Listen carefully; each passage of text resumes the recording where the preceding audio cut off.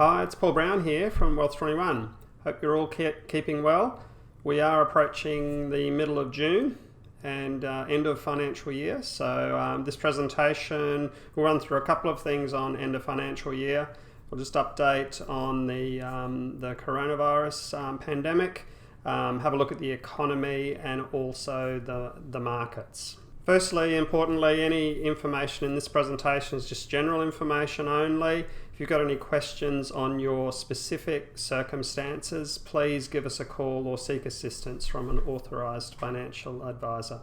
Firstly, let's just look at super contributions and account-based pensions. So with regard to contributions, before 30 June this year is a Tuesday.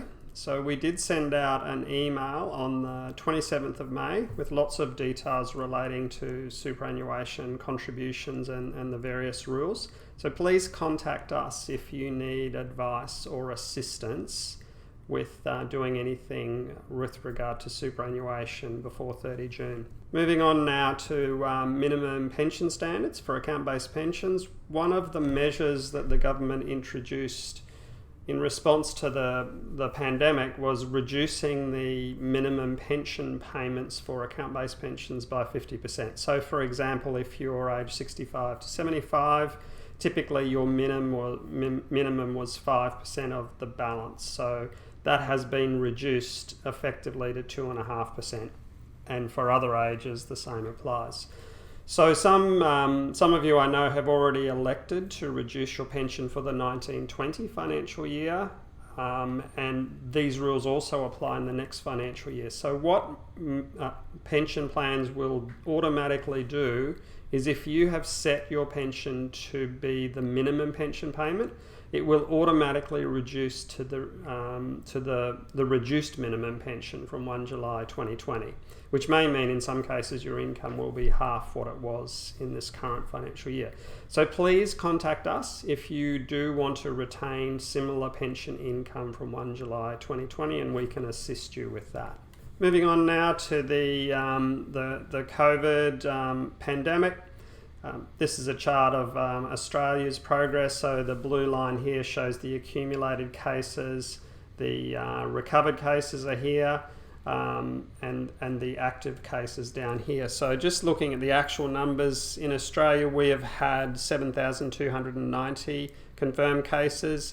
6,783 have recovered. Sadly, we've had 102 deaths, which means that our active cases is 405 with 2 in ICU.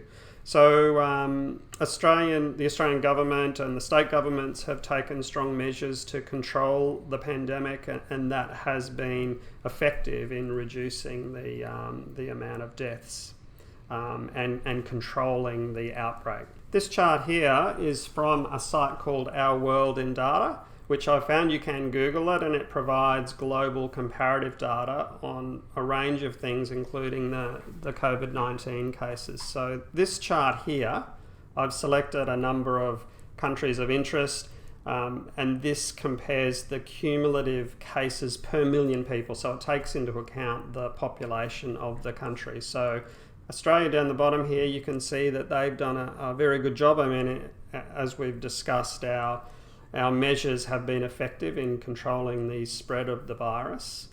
In other countries, United States is interesting because while New York has managed to bring the virus under control, there are other states in the United States that are struggling, particularly states like Arizona, California, and Texas. So the number of cases is continuing to increase in the United States. The other one to watch is Brazil, which is a very large population, of course, and this increase in the number of cases is accelerating quite a lot. Another country interesting is Sweden, which is a country that decided not to really do too much other than social distancing. They didn't shut down their economy, and their cases are continuing to accelerate. Moving on now to another chart. This is the case fatality rate. So again, I've selected a couple of different countries. Australia has again done a very good job. This case fatality rate is basically the number of confirmed deaths against the number of confirmed cases. Australia's figure is at about 1.4%. United States is at about 6%, and then the United Kingdom and Italy up around 14%. It is a fairly crude measure because it does rely on the data being valid, like the number of confirmed cases is not the total number of cases in a country, it's just the confirmed cases. So, but it does give a measure of the fatality rate from the virus, and Australia again has done quite a good job comparatively. Moving on now to some economic indicators. This is the US unemployment rate, and that jumped from a bit above 3% to over 15% as the economy started to shut down. And while it did come down a little bit just in the last couple of weeks, the unemployment rate in the United States is likely to remain at a fairly elevated level for some time. Moving now to the US GDP growth rate, they had a negative quarter in the first quarter of 2020 with negative 5%. The growth rate in the second quarter is likely to be, this is a forecast of course, but this forecast is saying it'll be below 15 or negative 15% or more, and then a couple of other negative quarters beyond that. It will really depend though on how the United States is able to control the pandemic over coming months. It's going to be a very difficult time, of course, because we have an election coming up in the United States towards the end of the year, and obviously the social issues that the country is dealing with.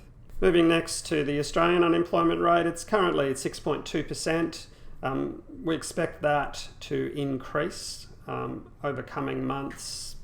While the economy is reopening in some respects now, the unemployment rate has been kept at a lower level because of the JobKeeper and some of the measures that are put into place. As some of those measures are removed, the unemployment rate may rise. The forecast is towards between 8 and 10% over the next month or so. Next, moving on to the Australian GDP rate forecast. We did have in the first quarter negative growth, negative 0.3% for the first quarter of 2020. The forecast for the second quarter that we're now in is negative 8%, and there may be another negative quarter. I mean, technically we have a recession when you have 2 quarters of negative growth, so we will have a recession. We are in a recession. The effectiveness of Australia in controlling the coronavirus, though, may see us, based on this forecast, moving out of recession quicker than some other countries. Moving now to the markets. This is the Australian share market. There was a significant correction from about the 22nd of March for about a month, a significant fall in the markets. Since that time, we've seen a recovery up above 6,000, although it has fallen down. This is the ASX 200. It has fallen over recent days. The US market, a similar trend, significant fall from February through towards the end of March, and then a significant recovery. This is the S&P 500 in the US. In the last few days, it has fallen quite sharply. There was a negative 7% day, I think, on Thursday last week. Looking at the oil price, this has been very unusual because we had a negative oil price in April because effectively supply could not be slowed quick enough to adapt to the reduced demand. The oil price, though, over recent weeks has been recovering from these points down here to up around $35 it is at the moment. However, that's still well below the 55.60 level that it was earlier. Final chart is the 10-year bond rate, often called the risk-free rate. It's effectively the return you would earn if you invested in a 10-year Australian bond today. It's currently sitting at around 0.9%. It was up 1.1% a little earlier. So there we have it. If you have any questions, please feel free to call. I've also got the emails listed there.